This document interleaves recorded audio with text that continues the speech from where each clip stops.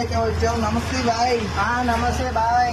కూర్చో బాయ్, మర్యాద ఇస్తుంటే కూర్చో బాయ్. గుద్దల సెగ్గట్లు వచ్చాయి మన బాయ్కి అయితే.